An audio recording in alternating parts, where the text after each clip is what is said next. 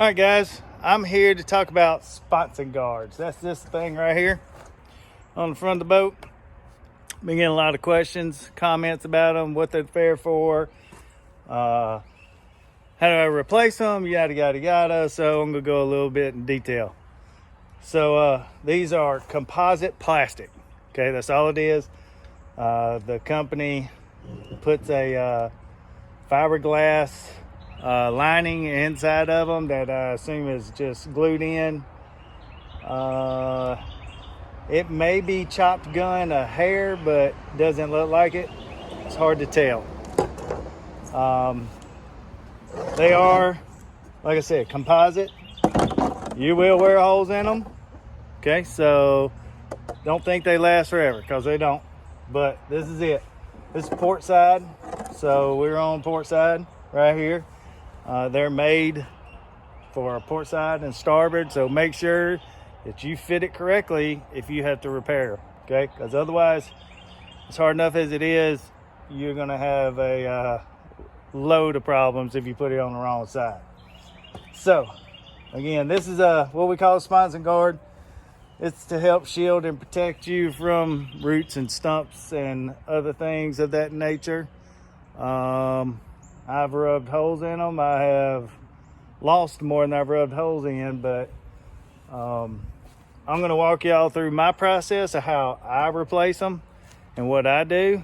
So I'm not saying this is the exact in the right way, but I feel like this is what works best for me. So again, stay tuned, and I'll just make a quick little video. I'll stitch it all together and show you how I do it from start to end.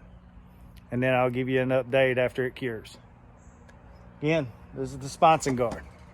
All right, have a blessed day. So I'm going to talk a little bit about Sponson guard replacement. All right, as you can see, it's this piece that's missing right there.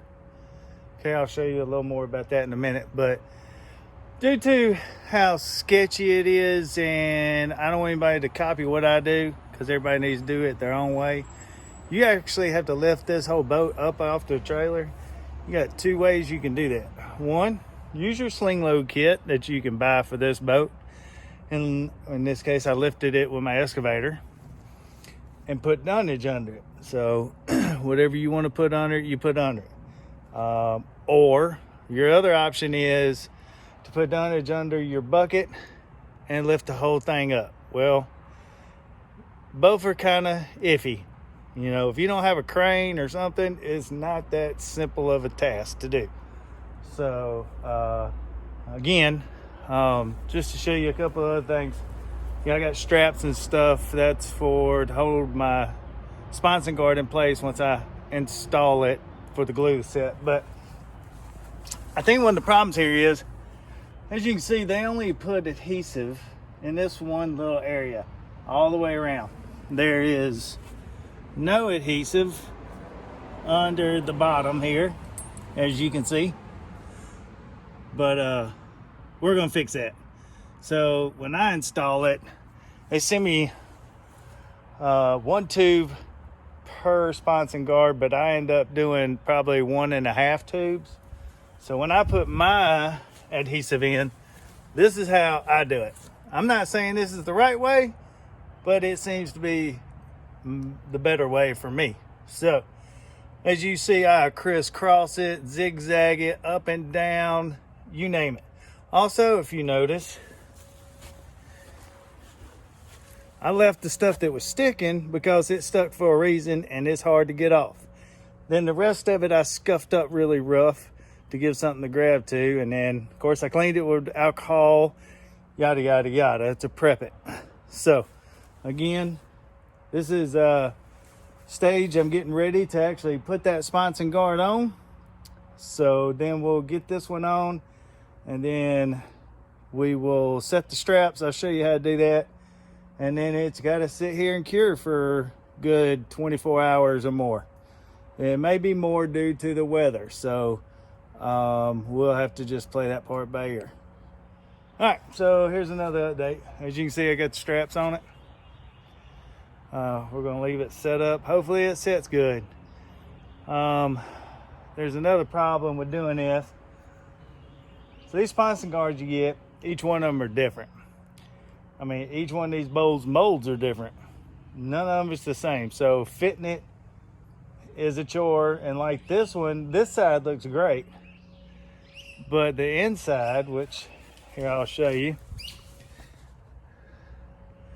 The inside here has got a pretty good gap right down there. Hopefully you can see that. I have put 4 ratchet straps on it. I put 3 ratchet straps on it. I put 5 ratchet straps. The 3 seems to work the best because the more I pull on it, it pulls different ways and lets go. So I guess we'll just cross our fingers and hope for the best. It stays on again. It's a process. I started this about 3 hours ago. So now if you choose to take all the stuff off, you can add several hours to that and then some. It just depends. I know I'm fixing to regret doing this, but the back side of the far side, port side, is coming loose. I actually just squirted a ton of 3M adhesive up in there. I'm sitting it on top of that 2x4 and hoping it sticks. But what I should have done, since I had it up, and you can all, come back and say, yep, you're right, Mr. Stone.